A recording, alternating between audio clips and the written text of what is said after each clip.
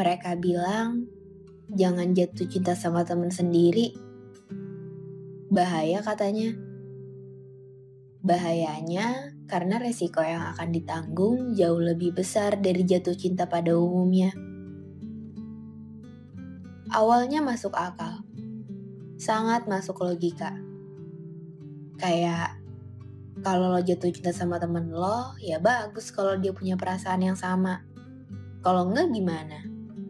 Kalau pertemanannya jadi hancur karena sosok teman yang dia harapin malah jatuh cinta sama dia. Atau anggaplah ada sisi lain. Anggaplah ada yang saling punya perasaan yang sama. Tapi kan sesuatu yang selalu bersambung, tetap ada aja akhirnya. Juga yang kita tahu, jarang ada orang yang berteman, terus pacaran, terus ketika udah putus, masih bisa temenan lagi kayak semula. Itu jarang banget. Gak semua orang bisa kayak gitu. Bahkan, kalau ada teman deket saya yang lagi jatuh cinta, mau sama teman sekantor, teman di proyek dia yang baru, atau teman di tim kerjanya, terus mereka cerita gitu ke saya, pasti respon saya kebingungan. Ya bingung aja, kayak, apa jatuh cinta sama teman sendiri itu segampang itu? Emangnya gak ada yang lain? Biasanya jadi berujung mikir aja sih. Ya bingung, kok bisa teman yang harusnya kita bisa terbuka dan bebas untuk sharing apapun ke dia, tanpa perlu ada rahasia-rahasiaan, somehow tumbuh rasa cinta yang mau gak mau bikin kita menyimpan sesuatu. Jadinya gak sedikit kebohongan yang kita buat karena nutupin rahasia itu. Ya tapi alasannya kuat juga sih. Karena kan ngutarain persoalan hati ke orang yang gak deket sama kita lebih mudah daripada untuk ngomong ke teman sendiri. Ya gimana aja gitu cara ngomongnya. Bingungnya di situ sih. Sampai pada suatu waktu hal itu terjadi di saya. Tunggu, jangan salah paham dulu. Dalam kasus ini, bukan saya yang jatuh cinta, tapi dia.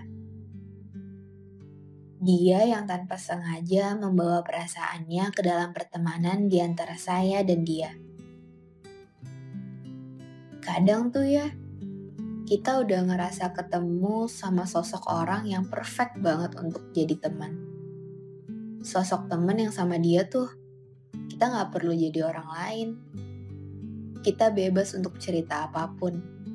Bahkan hal buruk yang dunia aja gak tahu.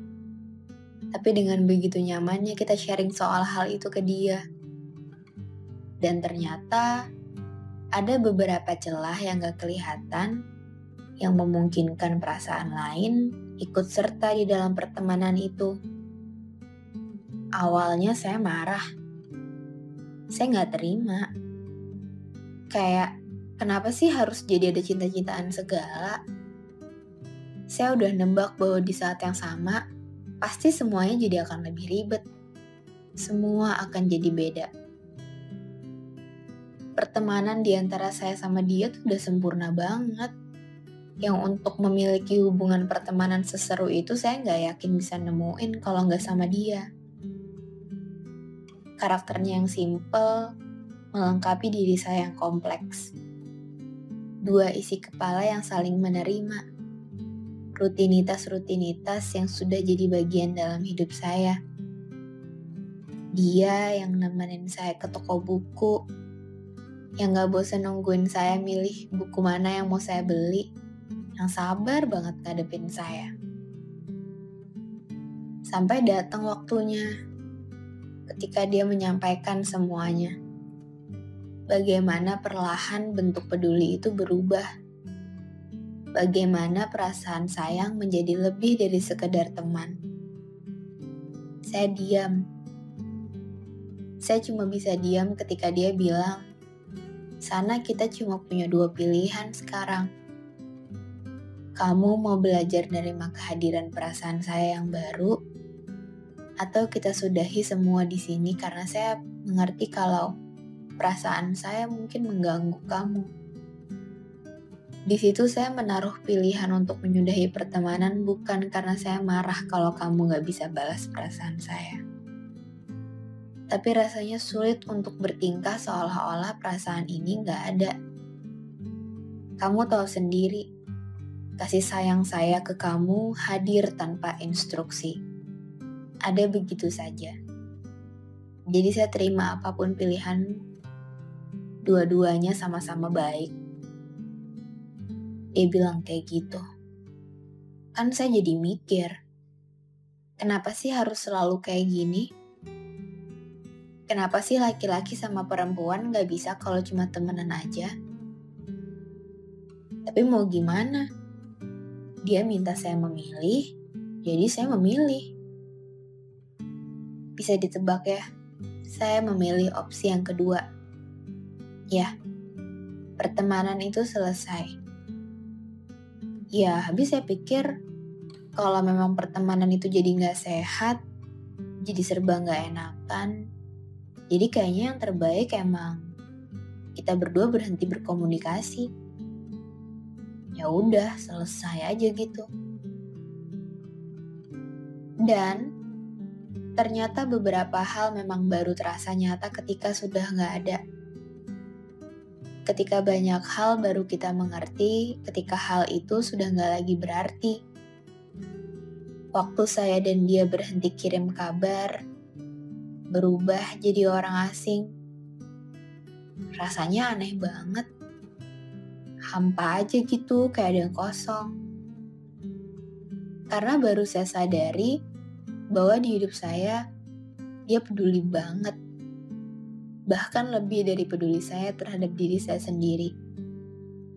Dia juga yang lebih tahu saya sukanya apa. Dia yang lebih ingat saya harus ngapain. Karena saya sangat pelupa.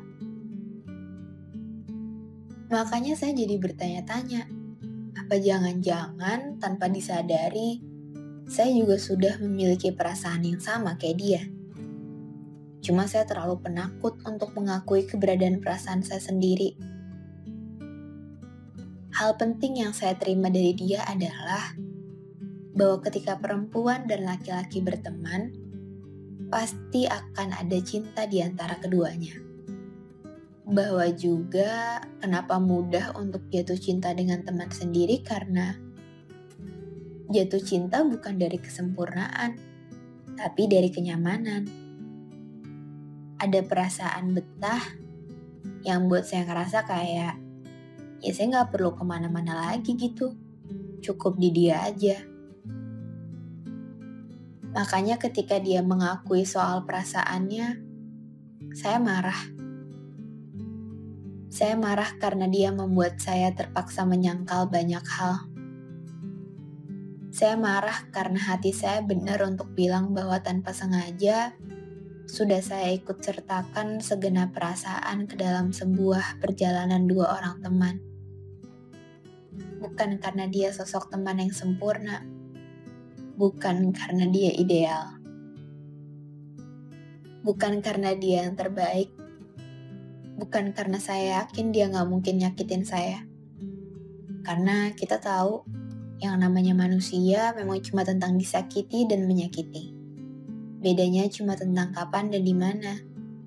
Tentang di judul cerita yang mana. Bukan karena itu semua. Tapi karena lagi-lagi kalian gak akan paham. Saya gak tahu dia gimana sekarang. Di mana, lagi ngapain.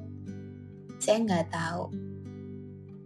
Makanya sekarang, saya cuma mau kasih pesan untuk kalian di luar sana yang juga tanpa sengaja jatuh cinta dengan teman dekat kalian sendiri. Dan kalau memang jurang di antaranya adalah perasaan dan pertemanan, saya cuma mau bilang bahwa sebenarnya kita nggak perlu milih. Kita cuma perlu nerima kalau beberapa perasaan memang diciptakan seberbahaya itu. Belajar jadi berani ya. Belajar untuk jujur mengakui perasaanmu sendiri.